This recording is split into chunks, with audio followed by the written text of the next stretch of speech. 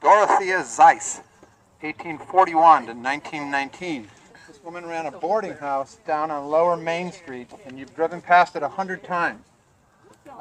It was actually a brewery originally, the Zeiss Brewery, and it's a carving on the side of the hill. There's a barrel and the word Zeiss. Right before you get to the police station, as you go down Main Street, up on the wall, with the city of Placerville has put 100 no trespassing signs up. So look past all the signs and see the beautiful stuff against the wall. That's the Zeiss Brewery. Dorothea Hartmann was born in, I can never say this, Alais, Lorraine, that part of France, and married Jacob Zeiss in Placerville in 1859. Jacob was born in Bavaria, trained there in the art of making fine beer. The couple had 10 children in Placerville, 10, count them, and built their home right into the brewery building, which a picture of which is being passed around. It was a big structure set out far away from the wall, which is all that's left today. Dorothea was tasked with making a living, in 1881, right after their last child was born, he takes off back to Bavaria, never to be seen again, leaving her with a brewery and 10 kids. Nice guy, huh? She continued the brewery business with her older son and began renting rooms in the large home.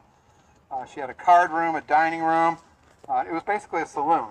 She was doing all the cooking herself, 25 cents a meal. Dorothea spent her mornings cooking and tried to sit in the afternoon, but her hands were never idle. She knitted sweaters and socks for the family and braided rugs to sell, braided rugs. All you youngsters, ask your grandmother what that means. The entire family pitched in with the work. They had to, otherwise they wouldn't eat. The vegetable garden provided fresh produce. They kept cow, chickens, turkeys, and geese right there on Main Street. Dorothea continued to work in the family business until 1915, when she gave notice in the Mountain Democrat that, quote, "On account of my health giving out, I am compelled to close my boarding house, thanking the people of El Dorado County for their kind patronage for a great many years." She passed away in her home in 1919. 8 of her children were surviving by that time. A bunch are buried here, and we're actually going to be right where the rest are buried in about 15 minutes. The dilapidated building was torn down in 1964. We thank you for your contributions and your role model, and for being, I broke it. And for hosting this amazing Heritage Rose.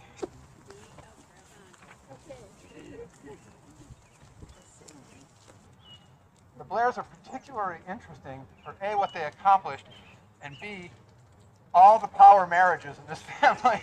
They were married to all these other prominent families, including the Larsons from Camino. The Apple Ranch, you guys heard of that? So Pauline Larson was born to her Norwegian parents in Utah, and she traveled with her family by wagon to El Dorado County at 5.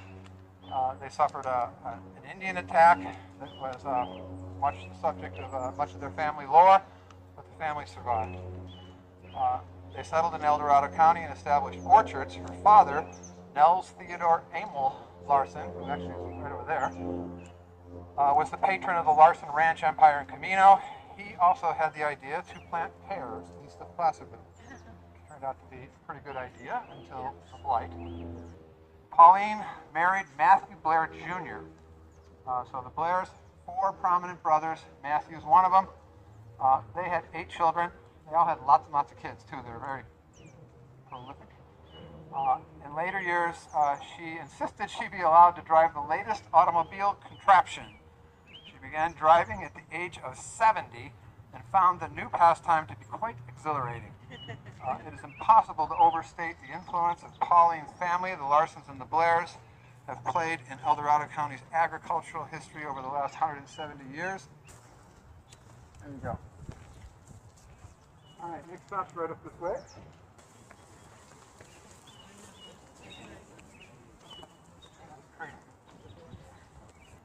Born and raised in Placerville, Stella Ralston Tracy was one of many local connections to the Comstock. You guys know that the Comstock was the big, long-running silver operation in Virginia City. You know, our gold rush, Comstock. Short here, long there. Stella Ralston Tracy was, she's a connection to the Comstock? In her case, the connection was to the Comstock profit, much of which was made by her uncle, William Ralston, a prominent San Francisco banker and financer who did well until he didn't. But he did really well during the Comstock.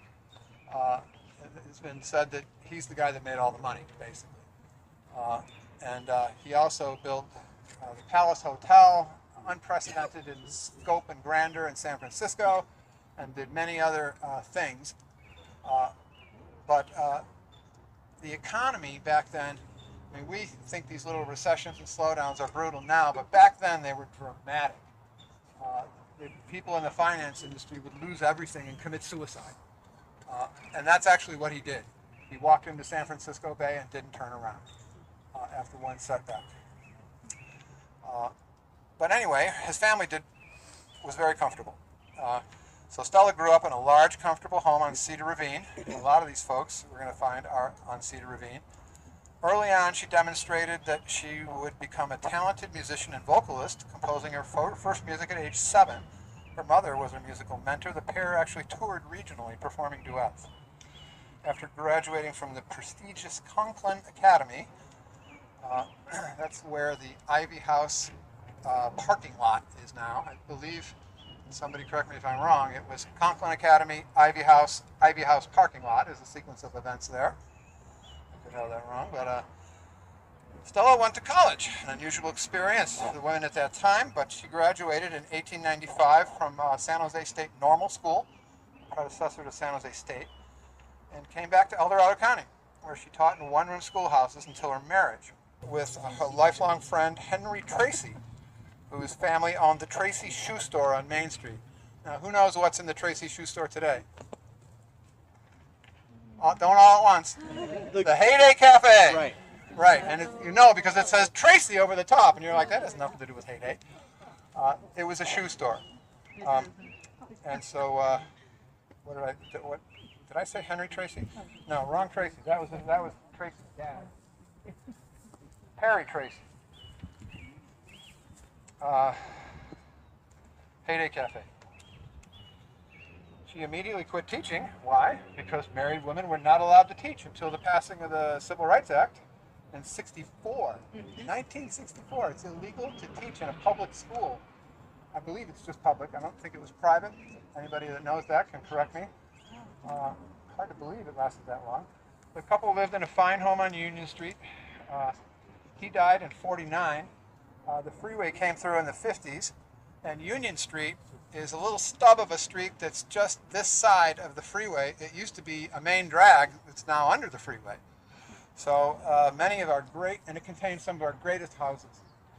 And they were just mowed down in the 50s, including hers. So sad. But no big deal. She just bought a nice smaller one. He was already dead. She was a widow right over here on Coloma Road, someplace. I don't know where that is too. And lived out her life. She was a charter member of the Shakespeare Club, the Native Daughters, founding member of the Arts Council, and the El Dorado County Historical Society, which formed in 1938. When she died in 1968, she left the Historical Society, basically her whole house and all the contents. Stella Tracy, we appreciate you've even got a flower holder here. These little round things, we were done with Stella, I could talk about the cemetery. These little round things used to have a brass vase that went in all of them. The brass vases are gone. All right, this is Maggie O'Keefe. Maggie Akins, or Akins O'Keefe. Anybody know the right way to pronounce A-K-I-N-S? Akins. Akins? Thank you. Maggie O'Keefe was born to Francisco Wax Akins and James Akins in Placerville. Her father died shortly after Maggie's birth. Her mother married Michael O'Keefe when Maggie was 7. Michael's buried over that way about 400 feet. Michael operated the O'Keefe Toll Road, which ended on Lower Main Street until 1886. So the toll roads were an interesting phenomenon. That's the way our first round of decent roads got built. The state sold franchises to individuals who had to maintain the road, and then they collected a toll. So the O'Keefes ended at the base of Main Street on the west end, and it went over off of Pleasant Valley Road someplace over there, and that's how you got through there. So all that was a toll road. Actually, it's Forney Road today. That was the old toll road.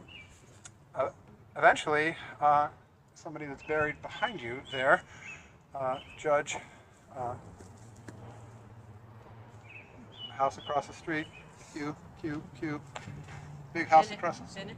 Bennett, Judge Bennett, set the toll roads free, a momentous decision, taking this thing these people had purchased away from them, and he needed a new business because he no longer had a toll road. So he got into the furniture business, which interestingly back then included coffins, because coffins are kind of like furniture. And the coffin business eventually led to the undertaking business. This again was a whole interesting history. Briefly, burial practices used to happen in the home, in the parlor. In your parlor, you would hold a funeral. You getting where I'm going with this? And so gradually those grand homes all along Union Street in Placerville got mowed down for the freeway. And there was no longer a place to do this in the home. And so the furniture makers, who became coffin makers, started having the undertaking of that funeral in the back of their store. So that was the derivative of the word undertaker. One thing, after the Civil War, we started embalming. So now there's a whole, they can take a mail order course and buy a bunch of chemicals and take care of that. And that's definitely not something the family was going to be able to do or want to do. So these guys basically became undertakers. And Michael O'Keefe, working with his wife, Maggie, the business was called O'Keefe's Furniture and Undertaking, located in what became the Elder Options building on Lower Main Street. If you guys remember, where there's a right past the shoe repair place on the left.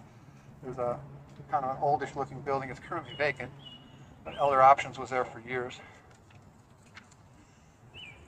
So Maggie was a businesswoman. She was attracted to the accounting and the business aspects of it.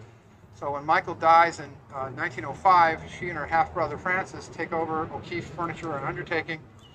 And Lord knows how many of these people in this cemetery they put here. When Francis died in 26, Maggie managed the business alone for 17 years with the assistance of one of her father's old friends, Henry Stice. Like several other women of her era, she never married. Maggie O'Keefe slipped into what would probably be diagnosed as a depression when her 26-year-old stepsister died suddenly in 1909. She later said she lost interest in everything and that, quote, she was surrounded by death. Well, certainly by day she was. So she dies, and Henry Stites immediately marries somebody else. You can imagine this poor guy working side by side with her for years and years and years, unrequited love. And then, of course, he dies like 3 years after that. So that's the story. And here she lies. The granite, of course, is way, way harder than this marble. Marble, soft, granite, hard. So Maggie O'Keefe, we remember you. We thank you for your contributions to this community. Here you go. All right, we're going this way. Gloria Miserline. Her family had the Bluebell Cafe. Now, the sign for this is shamefully sitting with no recognition whatsoever in the Historic Society courtyard, but in the day, this was the place to be. She grew up on Main Street. Her grandfather owned the Forum Cafe, which is now the Bookery. Her grandfather and father, her father was Babe Butts. He lives on in infamy for stopping the freeway from going around Placerville because he was active in the Chamber of Commerce, and they thought that would be bad for business if the freeway didn't go, if we didn't have stoplights on the freeway. Who knows? Anyway, Bluebell Cafe, she was a soda fountain girl. She marries Bill Schroth, and Bill's, after graduating from high school in '41, he's drafted right at the very beginning of the war and becomes like one of the very first casualties in World War II up in the Aleutians. Right when we're still arming up, we're worried about the Japanese coming from the north. So Bill's married actually at the fence line way over there. She then married Bob Miser, and I'm probably messing up his name, I don't know how to say it, Miserlian, in '52. Together they ran the Bluebell Coffee Shop until '71, and she was just a bright light. Everybody loved her. She was joyous, happy, and free. She knew everyone. She loved everyone. Her daughter was quoted in the obit I found on the internet. If she went to Rayleigh, she was gone for hours because of everyone she would meet. Her main thing was that she wanted the history of Placerville to be seen. She gave a lot of pictures and personal items to the museum. She was also a passionate genealogist. On family vacations, quote, she'd drive us all crazy. We'd have to go to all the cemeteries and look for dead relatives. So, you hear that, Michelle? I'm not the only one. Anyway, that's Gloria, and there is more information. She was actually one of a number of kids that were the Main Street gang, and they were little kids that were just, they ran free because their parents all worked in the stores. I want to talk about Molly Carpenter. She is one of a class, a unique class of female, significantly historic female people in El Dorado County. It turns out we were a fountain of female-led journalism in El Dorado County. Georgetown had like 3 generations of it. Maggie Drysdale, I don't have all those names, but here, Molly Carpenter represents a pioneer female journalist who became the editor and publisher of the Mountain Democrat.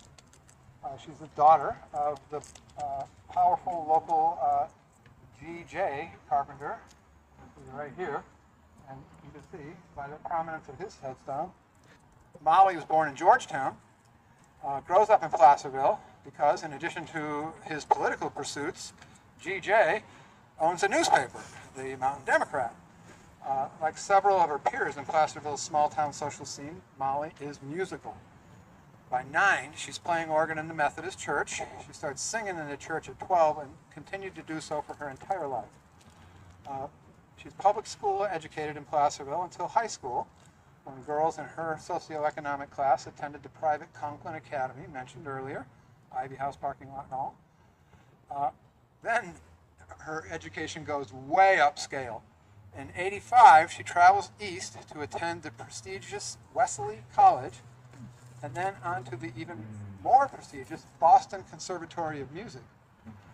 These are some of the first schools of their kind, and they remain both some of the best, like top 5 schools in the country for music. And she attended that. So she's all set to be for a music career, right? No, she misses her family in Placerville and comes back. And becomes a newspaper reporter for the Mountain Democrat. A job which I'm proud to say I held for 7 years. She goes back to work for her father as a reporter, working beside her childhood friend, Bine Ingham. We're going to meet Bine in a little while. She's buried down there. But Bine's an interesting person. She works at the Mountain Democrat her whole life. She doesn't go to Wesley College and the Boston Conservatory of Music. She sets type at the Mountain Democrat for G.J. And works her way up to becoming co-publisher with Molly for many years. These two are inseparable. Now, Molly got back from Boston. She's a reporter, and her dad's all these political things, so he's in San Francisco all the time, and sometimes she goes with, looking for a story or something. And in 1906, she rides with him, and they're in the hotel, and she's jostled out of bed by a certain earthquake. She later said that she was convinced that she was dying, that that was going to be the end of her life. But she wanted to leave, but she instead stuck around for several days and dutifully recorded the horror of the aftermath of the San Francisco earthquake, all of which which was carried in the Mountain Democrat. By 1902, she takes over as publisher of the Mountain Democrat and remains editor and or publisher for the last 20 years. In 1905, her father gives her the publication, so she now owns it. In 1910, former Mountain Democrat printer, reporter, business manager, and publisher Bine Ingham joins her as co-publisher for the next 11 years. The two reside together on Bedford Avenue and are inseparable. Also much in demand as a vocal duet for weddings and funerals. With a few others you're meeting today, they become the heart of an active cultural scene right here in Placerville. Go figure. Molly loved costume parties. Apparently she was a great gypsy countess and a mean Martha Washington. I would love to see that. Her friend Bine passes away suddenly in 1921. A year later, Molly's health declines quickly. She leases, then sells the paper to longtime pressman Clarence Barker. On cue. Molly Carpenter, we remember you, we appreciate you, we respect you, thank you for your contributions to our community. You get 2 white flags and a red flower. All right. This is Bine Ingham. Her name is Albina. She was always known as Bine. Born in 1856 in Illinois, moved to Coloma when she was a small girl with her parents George and Sarah. They're probably right here too, yeah? Like her close friend Maggie Carpenter, Bine came from pioneering stock and went on to become successful lawyers and politicians. George and Sarah Ingham arrived in the 1850s and eventually settled in Coloma. Sarah, her mother, was known for her crazy quilts. As a girl, she rode her horse from her home in Coloma to Placerville daily to attend the prestigious Placerville Academy. She learned telegraphy at the Coloma Telegraph Office when she was a teenager. At the age of 24, she went to work for the Mountain Democrat on Main Street, Placerville. That's, of course, where? Hardware. Placerville Hardware, thank you very much. And stayed for 41 years, holding every significant position in the business. For many years, Bine lodged with Mrs. C.H. Weatherwax and Miss Lulu Weatherwax in their home at the corner of Bedford and Conrad. And that's it. Christina Reig Bain Duffy, she became one of the first female business owners on Main Street. Widowed 3 times. She bought what is now and what actually was then too, the Placerville News Company. And what's cool is that it remains in her family to this day. Christina was born at Chili Bar. So you guys know where Chili Bar is on the way to Georgetown? There was never a real town there, but there was a toll road and a toll bridge there, and so there was a little bit of a settlement. Her father owned a toll road and bridge.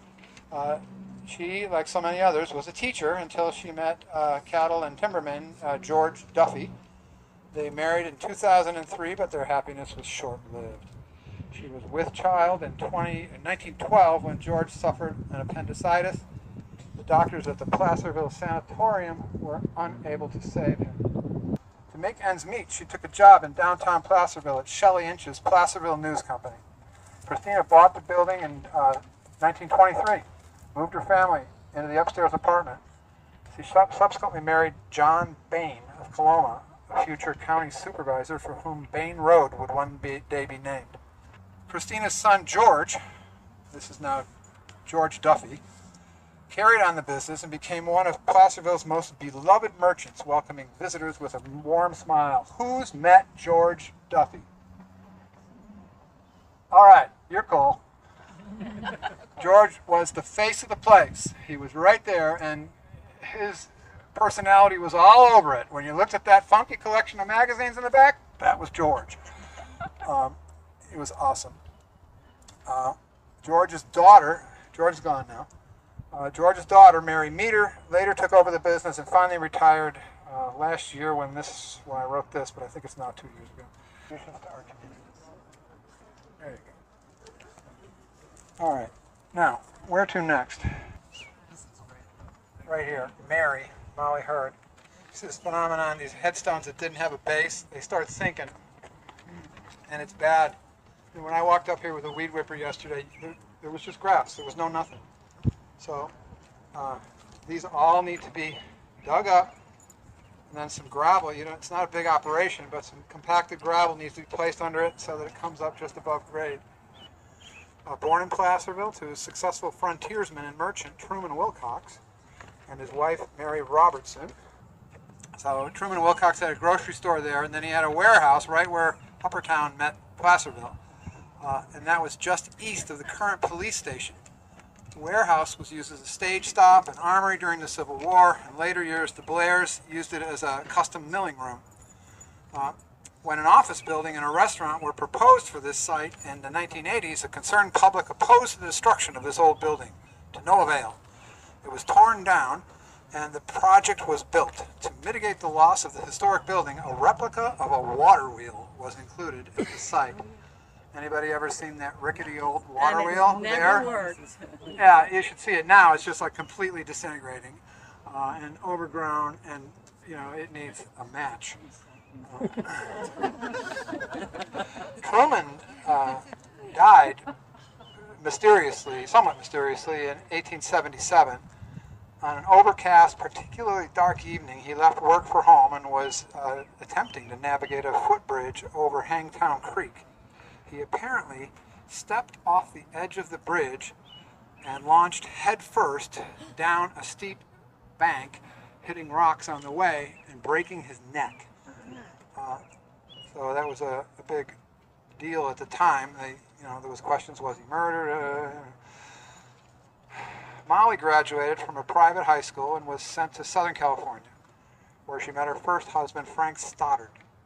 This guy was the nephew of Elizabeth Huntington, the wife of Collis P. Huntington of the Central Pacific Railroad. So Collis P. Huntington is about as big a deal as you can get. And so she's now connected to that family. In her family and career connections, gave Molly entree to Los Angeles high society, and specifically its philanthropic groups. While raising their two children, Molly threw herself into women's and children's aid societies. She took on the cause of compelling the state legislature to pass a bill that required fathers to pay child support whether or not the child was born in or out of wedlock. After the kids were out of the house, she divorced Stoddard and married an old friend, former Los Angeles area state senator Henry Hurd. The couple became frequent visitors to Placerville, where they owned a cabin up above Camino, Sugar, wherever that kids camp is. There, it was called the Pioneer Lodge, apparently quite a luxurious place. Molly remained close to the extended Blairs throughout her life. Early supporter of the Shakespeare Club. When she died in 1929, she bequeathed a generous donation to build the historic Shakespeare Club building. That was also under the freeway, but got moved. On her birthday, Shakespeare Club members visit Molly's grave and leave flowers for her. Mary Hurd, we remember you. We appreciate you. We thank you for what you've done for this community and so many unwed mothers, I guess. Thank you. All right. Next up is Lulu Weatherwax. I think we're right over here.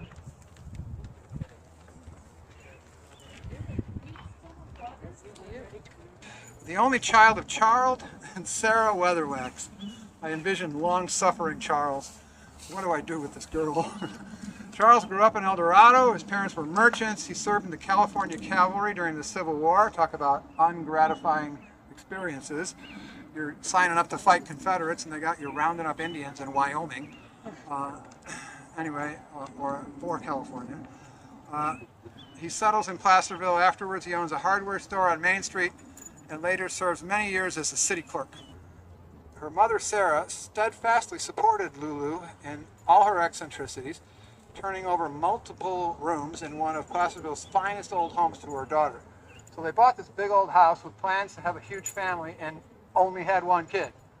So they've got all these extra rooms, which Lulu and her art gradually take over, and her friends gradually take over the house, which is, it's still standing. So Bedford and Coleman, that Coleman Street, that little shortcut we're not supposed to take anymore when the freeway's backed up. Right at the corner there, that was the Weatherwax house. And it was a gathering place for artists, poets, and musicians of all types. Lulu was particularly close to Stella Tracy, Maggie Carpenter, and Vine Ingham. None of them ever married. Is that true? Tracy married. Carpenter and Ingham never married. And Weatherwax never married. Stella, who had Tracy, she had that money. Stella had money, so she kind of supported Lulu by buying her stuff constantly, kept a little income going, and Vine and Maggie Carpenter roomed there for years. She claimed she was never interested in marriage, children, or men, just art, period. She painted on canvas, but most, and we got a piece of that coming up here, but most loved painting on ceramics. She had one of the first kilns in Placerville. So these are hand-painted plates. Several examples of her oil paintings and painted china are on display in the County Historical Museum. Thank you, Sean. There's a piece of her work there on canvas. She submitted her work to the 1915 Pan-Pacific Exposition in San Francisco, and won a ribbon, one of many she was awarded in her life. In her 20s and 30s, she advertised her painted china in the Mountain Democrat, and most certainly did commission pieces, but most of her work was eventually given to friends and family. Local historian Mary Corey concludes, quote, "With only the bare outlines of Lulu's life known to us now, her art is what we have to remember her by." She lived in her parents' home on Bedford until 1945, when, at 72, she moved to San Francisco to, quote, "live a bohemian lifestyle." She died, apparently very happy, 5 years later, in 1950, at the age of 77. Her bohemian friends brought her back to Placerville and laid her to rest here. Quick note on this painting on the china. It was like a Bob Ross thing. It became wildly popular. You could buy the blank pre-fired plates. You could buy all the paints readily, either mail order or right in downtown Placerville for the simple stuff. It was a big deal for American women in the late 19th and early 20th century. It was an overglaze process which involved painting on a previously fired hard china blank, then refiring it. We remember you. We appreciate you. Thanks for everything you did for this community.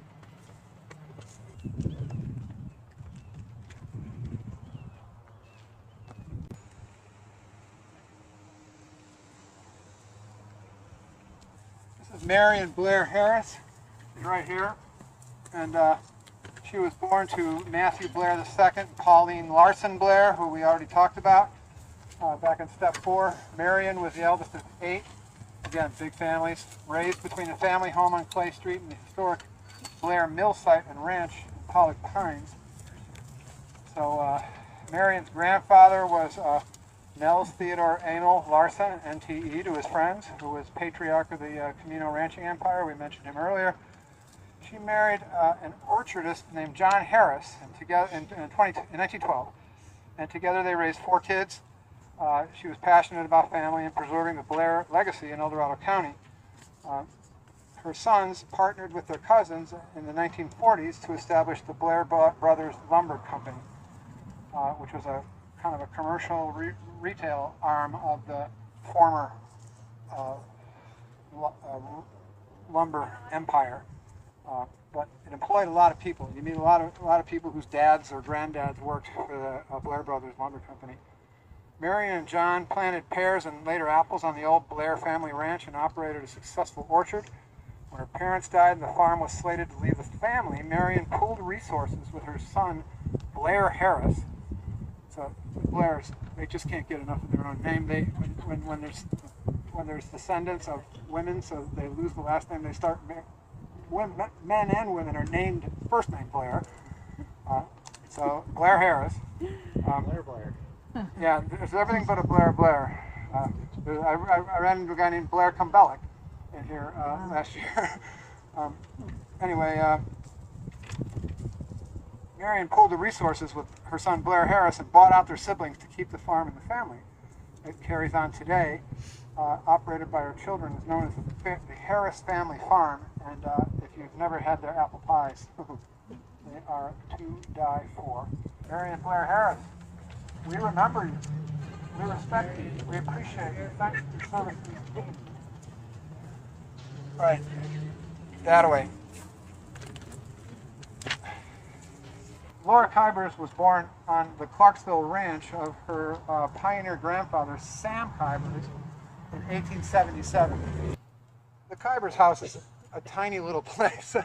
There was, as I recall the history, between 4 and 6 kids being raised in there at any given time, not all theirs.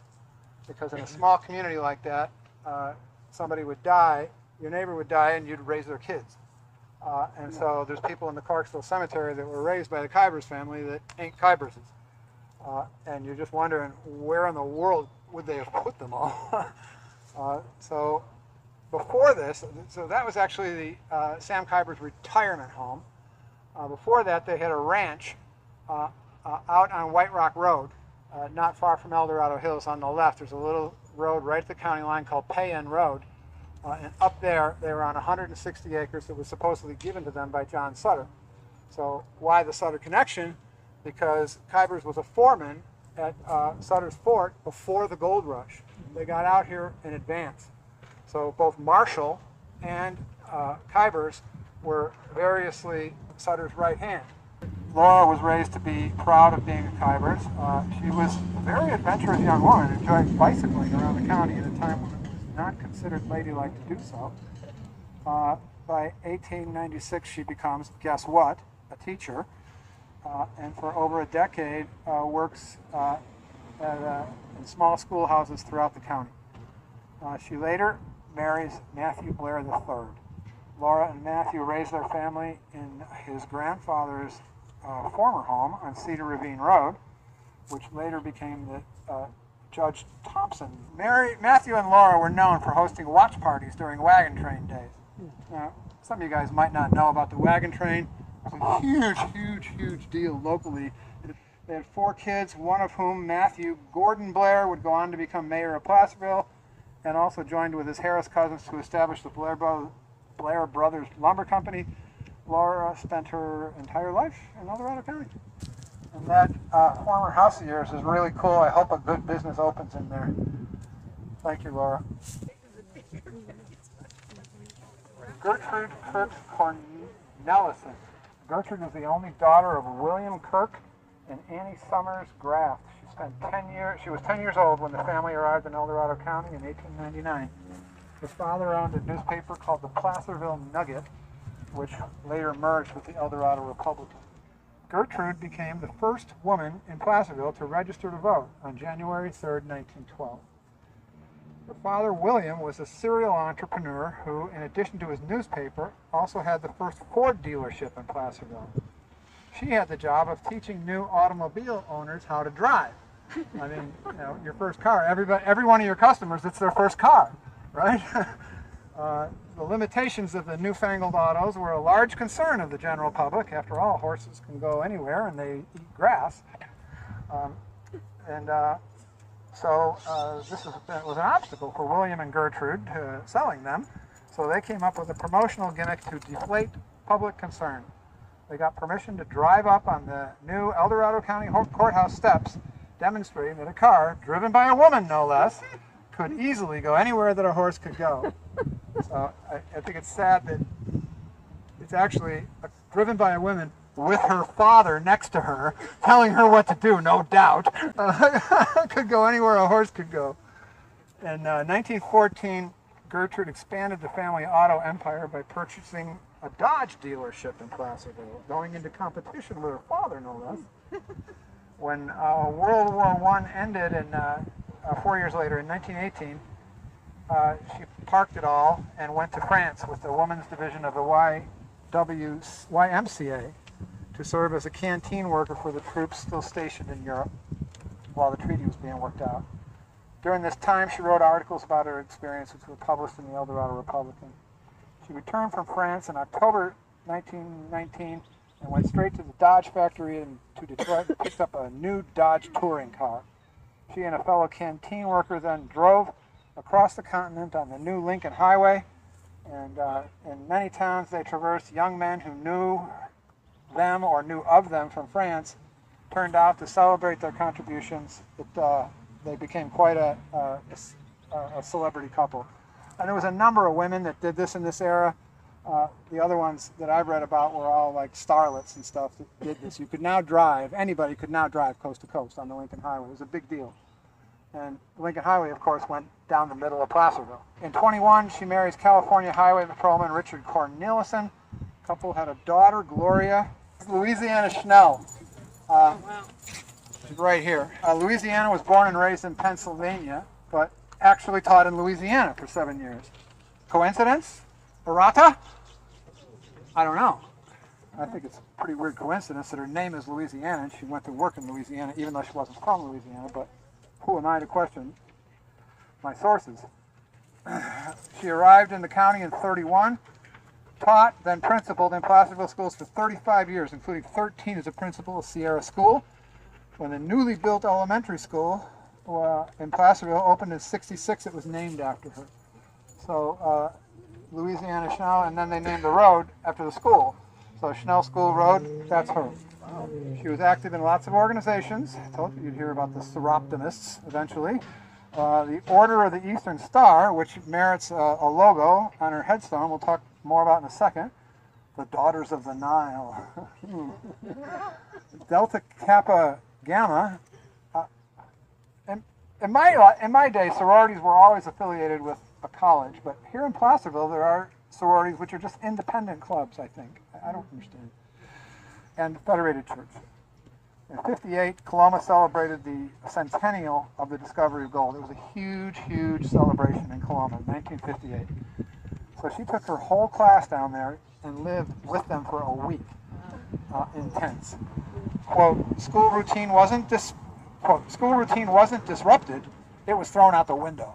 But the youngsters who lived for a week in the days of long ago learned what no books could teach them.